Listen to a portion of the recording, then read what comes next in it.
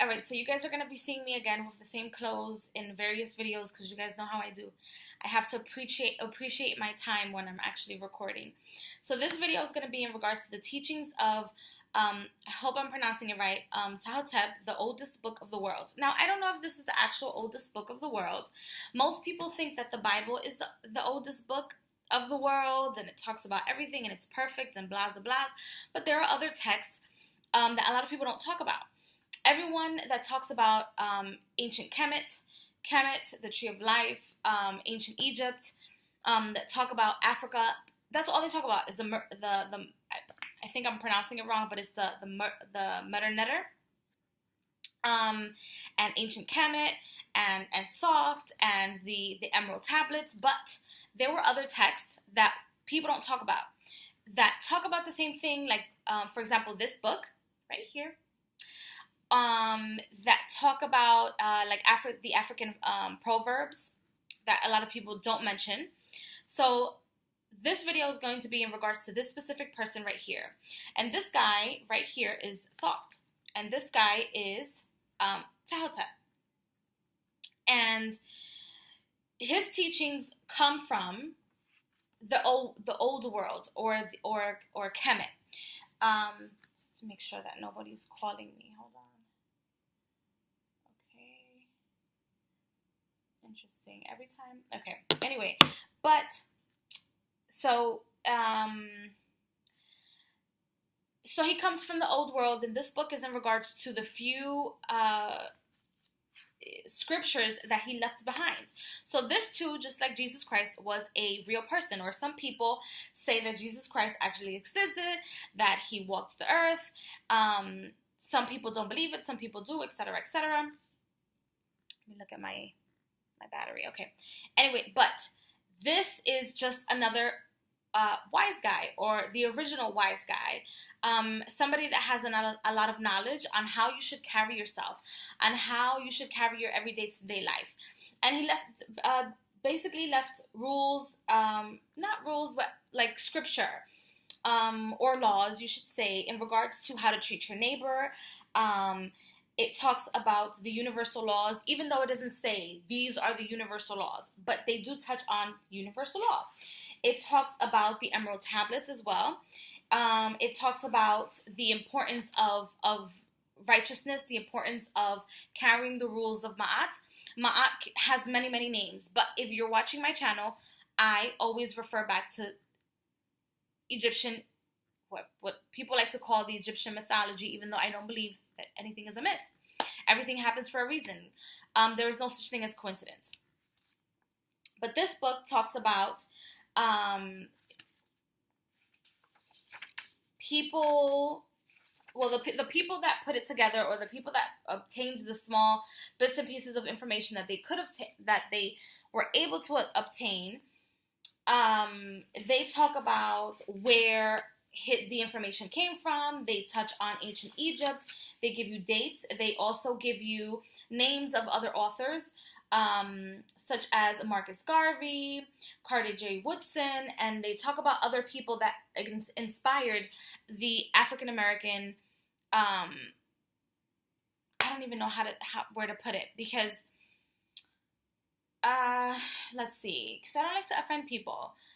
I really don't. I just give you the knowledge, but it's just the African American release of tension, and where our people came from, and where the human race originated from.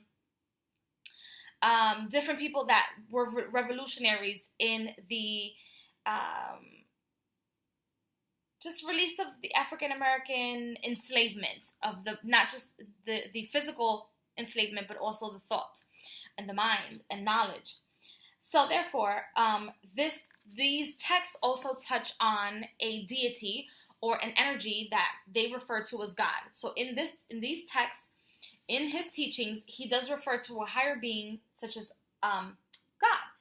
I'm sure that he probably used a different word for God, but in the translations, he does mention God and the gifts of God, and the problems with greed, and how to carry on your DNA. It doesn't say, oh, carry on your DNA this way, but he does touch on the importance of having respect for your elders, the importance of just respect and being righteous, and how to take care, not how to take care of, but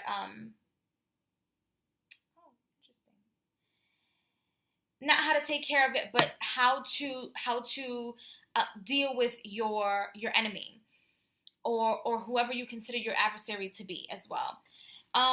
It's very short. You can read it literally in it's like a 30-minute hour read if you don't have any interruptions, whatever.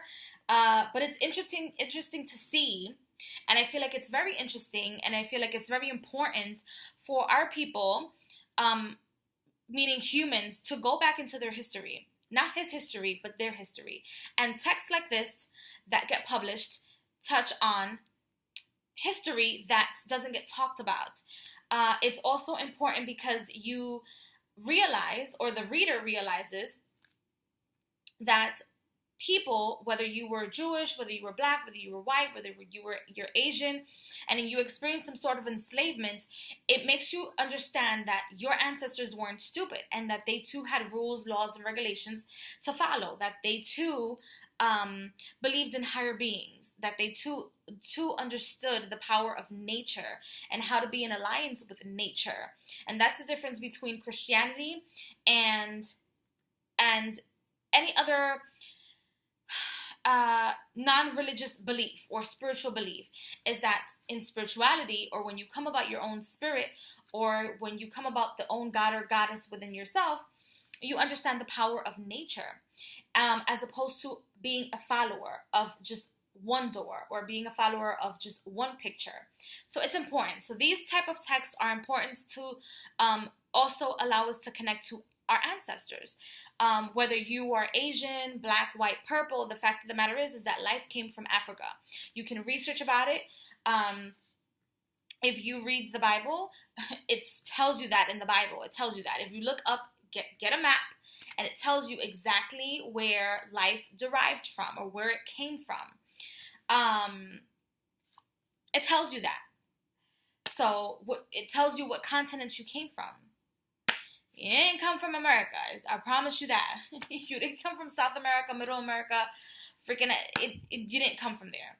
So anyway, these are our teachings, our different teachings, that the more you read them, the more I feel you will understand or see that they are not different from the things that you, as a righteous person, will do on an everyday life.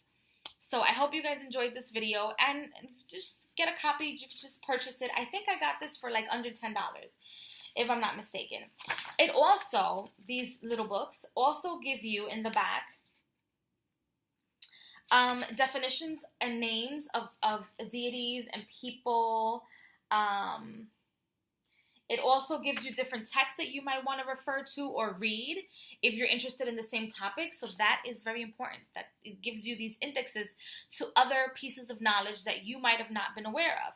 Because I also feel like with the conscious community, sometimes they keep you within all the Egyptian gods that everyone knows about. But Ptahhotep, to me, was also a god. He was also a representation of thought on this earth, and his scriptures are physical scriptures that were actually found, and they tell you that, right? Written by him, not written by 10,000 other people, Matthew, Mary Magdalene, Mary, and everybody in the middle, and then you call it the word or God. No, it's someone's book. It actually came written from someone's inner gnosis or inner knowing. So I hope you guys enjoyed this video, and I will see you guys in the next. Bye.